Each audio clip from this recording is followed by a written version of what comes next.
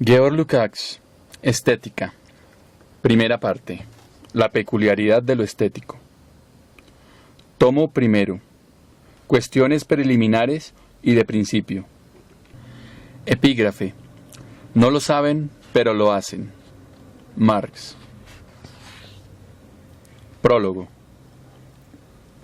El libro que aquí se presenta al público es la primera parte de una estética en cuyo centro se encuentra la fundamentación filosófica del modo peculiar de la positividad estética, la derivación de la categoría específica de la estética, su delimitación respecto de otros campos. En la medida en que el desarrollo se concentra en torno a esos problemas y no penetra en las concretas cuestiones de la estética más que lo imprescindible para iluminar dichos problemas, esta parte constituye un todo cerrado, plenamente comprensible sin necesidad de tener en cuenta las partes que le siguen. Es imprescindible aclarar el lugar del comportamiento estético en la totalidad de las actividades humanas, de las reacciones humanas al mundo externo, así como la relación entre las formaciones estéticas que así surgen, su estructura categorial, forma, etc., y otros modos de reacción a la realidad objetiva. La observación, sin prejuicios, de esas relaciones arroja a grandes rasgos la siguiente estampa. Lo primario es la conducta del hombre en la vida cotidiana, terreno que, pese a su importancia central para la comprensión de los modos de reacción más elevados y complicados, sigue aún en gran parte sin estudiar. El comportamiento cotidiano del hombre es comienzo y final al mismo tiempo de toda actividad humana.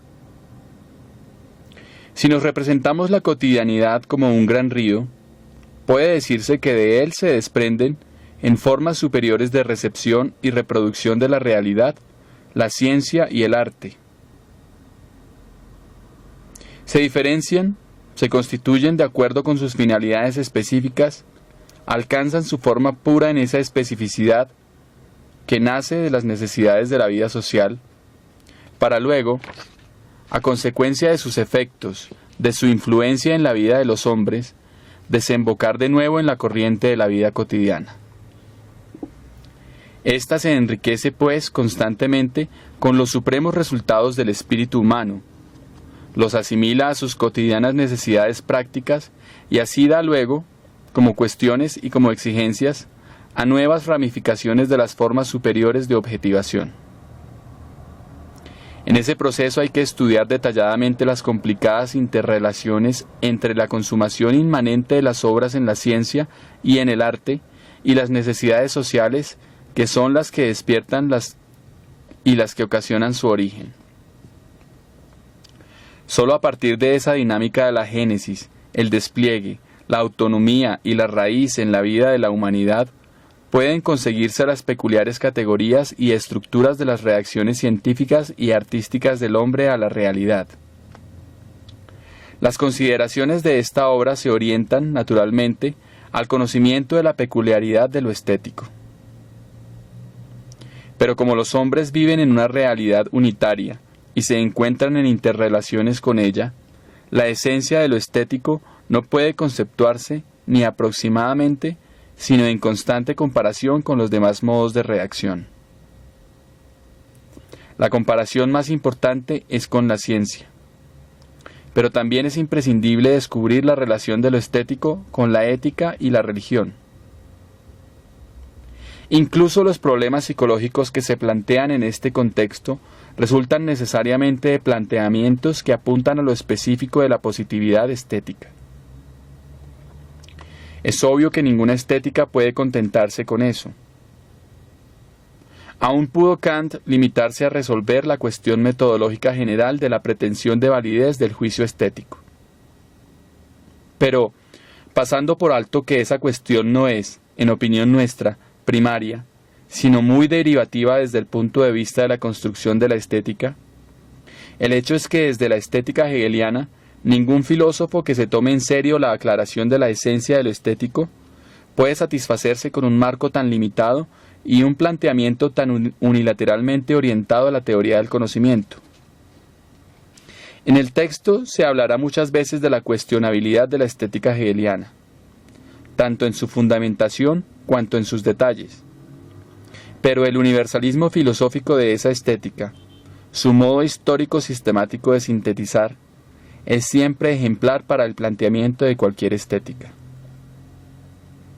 Solo con el conjunto de las tres partes previstas podrá esta estética realizar una parcial aproximación a ese alto modelo. Pues, sin considerar las condiciones de saber y capacidad del que emprenda una tal empresa hoy día, ocurre que los criterios de universalidad filosófica establecidos por la estética hegeliana, su principio de abarcarlo todo, son en el presente mucho más difíciles de poner objetivamente en práctica que en tiempos de Hegel. Por eso la teoría hegeliana de las artes, también histórico-sistemática, tan detallada en ese filósofo, queda aún fuera del ámbito trazado por el plan de esta obra en sus tres partes. La segunda parte de esta estética, cuyo título provisional es La obra de arte y el comportamiento estético, tiene como principal tarea la de concretar la estructura específica de la obra de arte, deducida y esquematizada con la mayor generalidad en la parte primera. Así, las categorías conseguidas en la primera parte, según meras generalidades, podrán cobrar su fisonomía verdadera y determinada. Problemas como los de contenido y forma, concepción del mundo y conformación, o dación de forma, técnica y forma, etc., no pueden presentarse en esta primera parte, sino de modo sumamente general, como cuestiones en el horizonte. Su verdadera esencia concreta no puede manifestarse filosóficamente, sino en el curso del análisis detallado de la estructura de la obra. Lo mismo ocurre con los problemas del comportamiento creador y receptivo. La primera parte no puede ir más allá de un esbozo general de aquel análisis, reproduciendo, por así decirlo, el lugar metodológico de su posible determinación. Las relaciones reales entre la vida cotidiana, por una parte, y el comportamiento científico, ético, etc., y la producción y reproducción estéticas, por otra, el modo categorial, esencial de sus proporciones, interacciones, influenciaciones recíprocas, etc., exigen también análisis orientados a lo más concreto, los cuales son imposibles en el marco de una primera parte que busca sólo la fundamentación filosófica.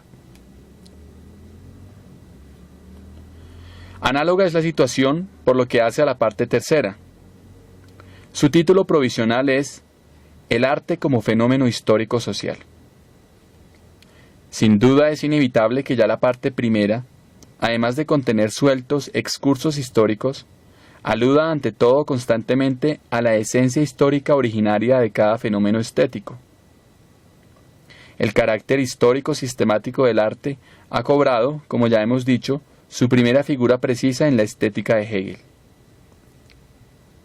El marxismo ha corregido las rigideces de la sistematización hegeliana debidas al idealismo objetivo.